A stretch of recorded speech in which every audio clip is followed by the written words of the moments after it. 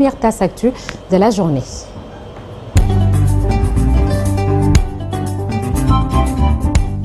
Le journal avec Cheikh Tidiane Diao, le chef de l'État a reçu hier mardi le rapport de la commission ad hoc sur le domaine public maritime. Et ce rapport chargé de contrôler les titres et occupations du domaine public maritime dans la région de Dakar, c'était en présence du Premier ministre Ousmane Sonko. Le chef de l'État a réaffirmé son engagement à procéder à une rectification rigoureuse sans acharnement mais avec fermeté afin de restaurer l'orthodoxie et garantir un accès libre au domaine public pour tous. Et puis cette plateforme officielle pour le recensement des médias au Sénégal qui est en gestation. Et après la journée sans presse d'hier, largement suivie par les médias sénégalais, le ministère de la Communication, des Télécommunications et du numérique donc lance une plateforme officielle pour le recensement des médias au Sénégal. Cette initiative vise à structurer et renforcer le secteur en aidant, selon le communiqué des organes de presse, à devenir des entreprises performantes et pérennes tout en facilitant leur mise en conformité avec le code de la presse. Ouverture de la première session extraordinaire de l'Assemblée nationale 2024. C'était donc hier une rencontre consacrée à la réactualisation du règlement intérieur de l'Assemblée nationale. Les députés sont convoqués en commission des lois ce mercredi. Le Premier ministre et les membres du gouvernement se sont acquittés de leur devoir de déclaration de patrimoine, une déclaration du président de l'OFNAC, Serigne Bassirou Gueye. Il a ajouté que la plupart des directeurs généraux sont en train de le faire à un bon rythme, a-t-il souligné.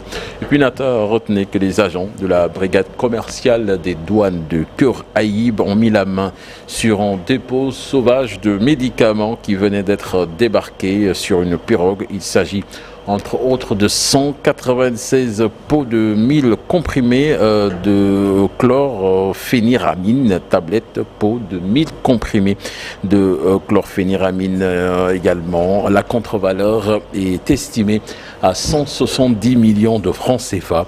Des saisies de drogue ont également été opérées à Ogo, c'est dans la région de Matam. On retenait également ce Sénégalais qui a traversé la frontière américaine illégalement l'année dernière, accusé de viol sur une femme de 36 ans aux États-Unis.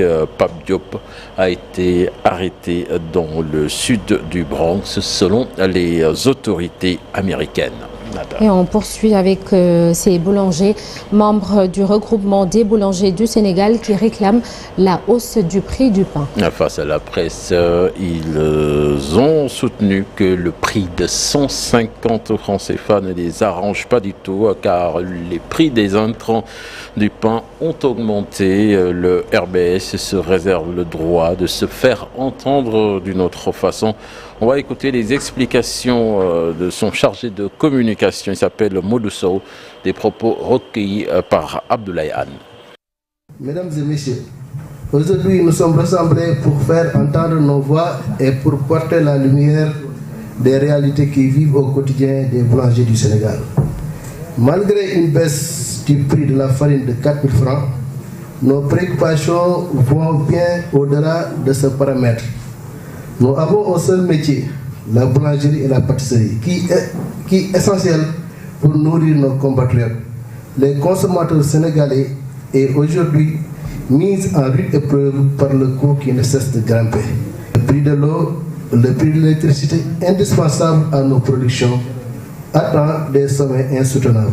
Ces charges, loin de s'alléger, présentent chaque jour un peu de prise sur nos épaules.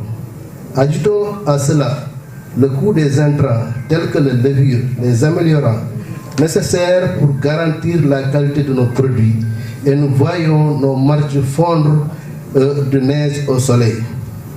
À cela, s'ajouter l'augmentation légitime des salaires de nos employés, qui sont le cœur battant de la boulangerie, mais malheureusement rend nos équilibres financiers de plus en plus fragiles.